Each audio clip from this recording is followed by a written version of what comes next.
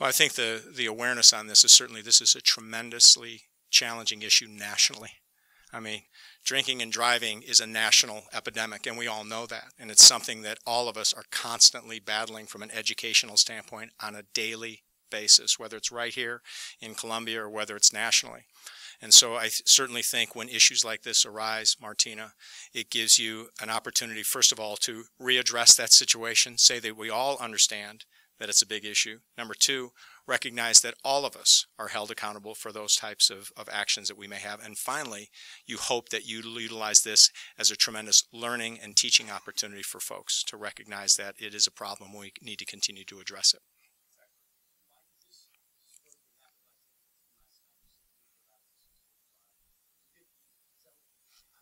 Sure. Sure, I can tell you that. Okay. I have a cell phone that I've chosen over the last several years. That doesn't stay strapped to my side. It actually sits in my pickup truck. And so I go to work out at 5:21 a.m. every morning, in case you'd want to know. And when I get done working out, which is about 6:25 or 6:30 a.m., I come right back to my house, ride my bicycle to work out.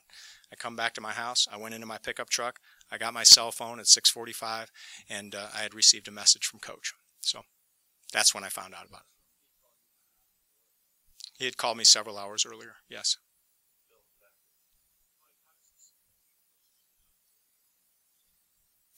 You know, I think that that's something that we'll continue to develop. Our relationship is very strong, as you know it has been.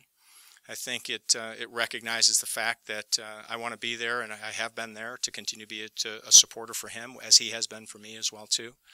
And my hope would be that an issue like this, and certainly a very significant issue like this, can do positive things to be able to grow that relationship. So, you know, again, you have to step back away from it, recognize that there's been a lapse in judgment right here, realize that, address that, continue to build on the relationship that we've already built for those 11 years, and hopefully that strengthens it going forward. Well, you know, Martina, our guys, football-wise, and most of our student athletes, I know most of our kids pretty well, and I think that as I addressed them, there wasn't a lot of interchange. It was more what I was doing with our student athletes, frankly, was telling our student athletes what I'm telling all of you. What I didn't want our student athletes to do is go out to football practice today, us have this press briefing, and then them come out of a football practice and say, hey, how come we're finding it out this way? I do think that they were very respectful. I think that they were very focused on what we were talking about. I do think that our kids overall recognize the severity of these types of issues, and they realize that the same thing we continue to tell all of them, we're always on. We're always on, and any of us at any time, if we make a poor decision, can be held accountable for that. And I think at least that's what I was reading in them as I was watching them and I was talking to them.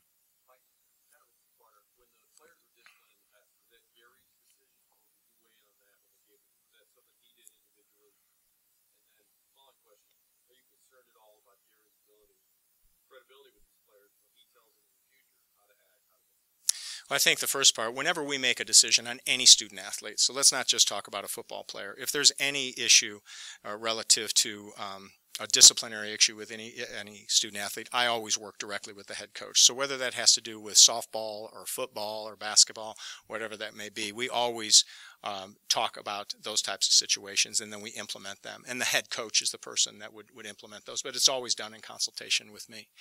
And as far as credibility is concerned, certainly I think, as I said before, I think you build up a certain level of credibility over the course of many years, and Gary has done a great job on that. But certainly that credibility takes a hit when something like this takes place, and I think it's incumbent upon you as an individual to be able to work back, to gain back that credibility. Do I think Gary can do that? Absolutely. I don't think there's any question that he can.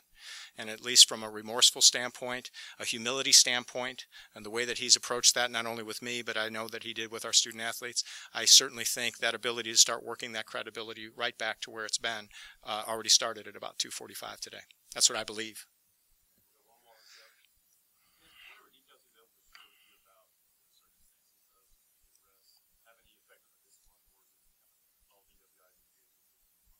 No, and I said that earlier, no, all DWIs, I don't think you can just say those types of things are created equal. I don't think there's a cookie cutter approach, and I think I said that you can be able to apply to every particular case. It would seem simplistic to be able to do that. I don't think it is.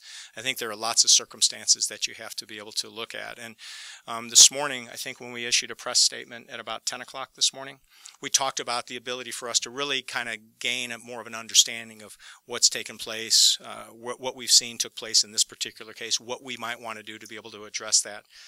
So it's a comprehensive approach on that, and that's what we did, was we just applied that. And again, let me finish it by telling you, we appreciate you being here, and certainly, as we said before, this is a serious issue. You all know that, so I'm repeating that, and you know it. We take the issue very seriously. I hope, again, you recognize that we found out about this and began dealing with this at about 6:45 this morning.